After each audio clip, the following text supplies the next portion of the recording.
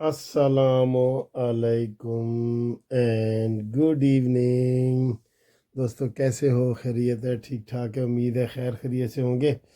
मैं जनाब सैर व सेहत करके तो जनाब कमरे में आ गया हूँ और मैंने कहा आपसे बड़ी बातें करते हैं, बहुत अच्छी अच्छी बातें करते हैं। लेकिन हमारे पास जब हम ये पीटीआई के हवाले से कोई बात करते हैं ना, तो हमारे पास कोई अच्छी बात नहीं होती, इत्तेफाक की बात है, नहीं होती। ठीक है, तो मैं आपको ये सुनवाता हूँ कि अमीन गंडापुरी ने क्या कहा है। आप उसके ऊपर ख़ुद भी ज़रा मुनसिफ बन जाएं और देखें कि क्या ये 5 साल तक इस हुकूमत के साथ ये चलने वाले लोग हैं या नहीं हैं। ठीक है, इसका चीज़ का आप अंदाज़ा लगाएं और आप ये भी अंदाज़ा लगाएं कि क्या इन हालात में ये हुकूमत जो है ना आइंदा चलेगी या नहीं चल सकती।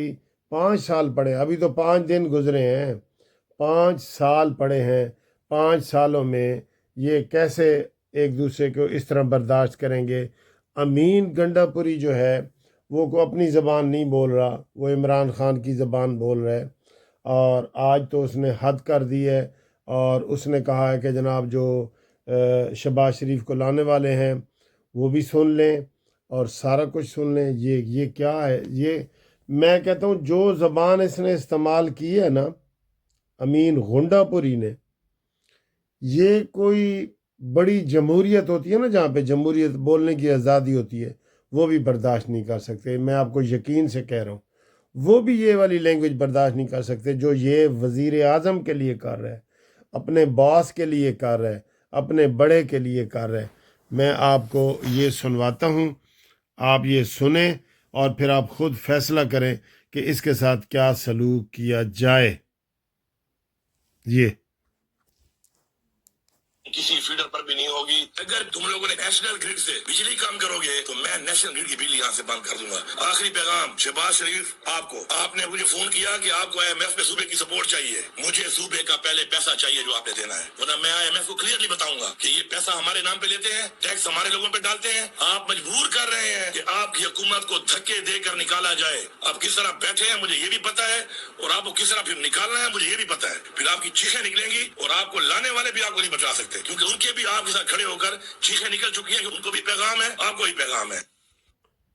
ये ज़रा दोबारा सुने, ये किसी भी वज़ीर आला की ये लैंग्वेज नहीं हो सकती। मैं कहता हूँ जितनी मर्जी जमहूरियतें हों, ज़रा ये तवज्जो से सुने ये क्या कह रहे हैं। ये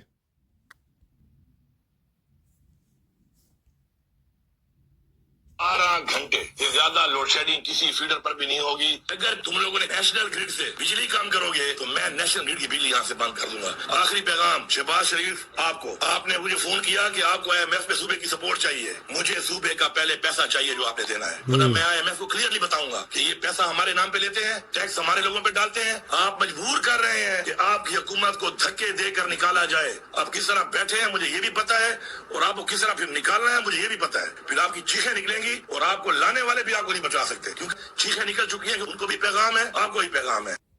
ये आपको लग रहा है ना कोई गली महल्ले का जो गुंडा नहीं होता, गली महल्ले में गुंडा, कोई पढ़ा लिखा नहीं, गुंडा बंदा। ये अब मुझे बताएं कि ये अंदाज़ हुकूमत, ये वज़ीर आला है, इसने हलफ उठाया हुआ है। ये मुझे बताएं कि ये काबिल बर्दाश्त हैं ऐसी बातें? और ऐसी बातों पे अगर हमारी हुकूमत आंखें बंद कर लेती है बिल्ली की तरह कि कबूतर नहीं आ रहा, तो कल को ये आ भी जाए तो फिर हम सब कहेंगे कि शहबाज शरीफ साहब आपको तो हमने वीडियो सुनाई थी, आपको तो सारी गुफ्तगू सुनाई थी, आप ये क्या कर रहे हैं? तो सर जी इनको अभी से पकड़ो, मुल्क की खातिर। ये मुल्क को बहुत नुकसान पहुंचा रहे हैं। ये इन्होंने पहले भी IMF को ख़त लिखा था कि पाकिस्तान को कोई इमदाद ना दे, और अब भी वो कह रहा है कि हम IMF को कहेंगे कि आप इमदाद ना दें। हाँ, ये हमारे नाम पे पैसे लेते हैं फिर हमें नहीं देते। ये इसको ये नहीं पता, हुकूमत और रियासत के इनको फ़र्क का भी नहीं पता। आपको पता है हुकूमत और रियासत का फ़र्क पता है? रियासत होती है जो फ़ौज है, जो हमारे इदारे हैं, जो हमारा मुल्क पाकिस्तान है, वो रियासत है। اور سیاست ہوتی ہے جو PTI ہے, نون لیگ ہے, پیپلز پارٹی ہے, وہ سیاست ہوتی ہے. ان کو ریاست اور سیاست کے فرق کا بھی نہیں پتہ. آپ بتائیں ان کے ساتھ کیا سلوک کیا جائے, آپ مشورہ دیں جی ان کے ساتھ کیا سلوک کیا جائے, کیا سلوک کیا جائے. کل بھی میں نے کہا تھا, کل یہ تازہ دھمکی ہے, ہر روز ایسی دھمکیاں مل رہی ہیں, ہر روز ایسی دھمکیاں مل رہی ہیں. اب مجھے بتائیں, یہ میں نے آپ کو 2 دفعہ ویڈیو سنائی ہے, یہ وزیر اعلیٰ رہنے کے قابل ہے یا یہاں پہ گورنر راج لگا دیا جائے؟ مجھے یہ بتائیں. یہ ساتھ ساتھ فوج کو بھی دھمکی ہے کہ تمہاری چیخیں بھی نکلیں گی اور ان کو بھی جناب چیخیں نکلیں گی اور ان کو بھی ہم سبق سکھائیں گے. سیدھی سیدھی گنڈا گردی ہے یار, یہ دھمکی ہے. ہمیں کوئی ایسی دھمکی دے, ہم 324 کا پرچہ کروا دیتے ہیں, وہ ارادہ قتل کا جو ہوتا ہے نا, ہمیں کوئی خالی یہ ایسے کر دے, میں تجھے دیکھ لوں گا, یہ ایسے میں تجھے دیکھ لوں گا, اس کے اوپر 324 کا کیس بنتا ہے, پتہ ہے آپ کو. تو یہ ہم ساری چیزیں بتا رہے ہیں. آج آسن اقبال نے کہا ہے لیکن بڑے دھیمے انداز میں کہ آپ باز آ جائیں ورنہ ہم آئینی ہاتھوں کا استعمال کریں گے. نا نا نا, جیسے کو تیسا, اینٹ کا جواب پتھر, یہ چیز ہوتی ہے نا. تو لہٰذا میں یہ سمجھتا ہوں کہ ان کو ابھی سے کنٹرول کیا جائے, یہ ورنہ کنٹرول سے باہر ہو جائیں گے. یہ ملک کے لیے, ریاست کے لیے, ہر چیز کے لیے خطرناک ثابت ہوں گے. اب یہ ہم کو اپنے پاس سے تو یہ چیزیں نہیں نا کہہ رہے, آپ کو سنوا رہے ہیں, ٹھیک ہے. دھمکی وزیر اعلیٰ, دھمکی وزیر اعلیٰ نہیں, گنڈا بدماش وزیر اعلیٰ, یہ بدماش وزیر اعلیٰ ہے, ٹھیک ہے.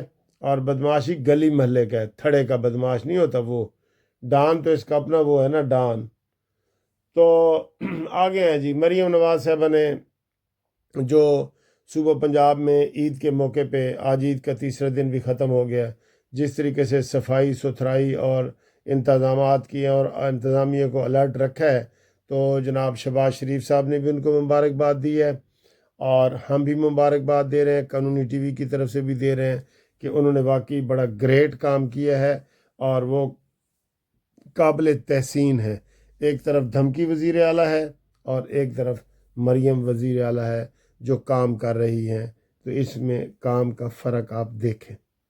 اور مریم نواز نے یہ بھی کہا ہے کہ جو لوگ عیدوں پہ گھر گئے ہیں, واپسی پہ اگر ان کے سے کرائے زیادہ وصول کیے گئے ٹرانسپورٹ کے, تو ہم ان کا جناب پیچھا کریں گے, ان کو پکڑیں گے.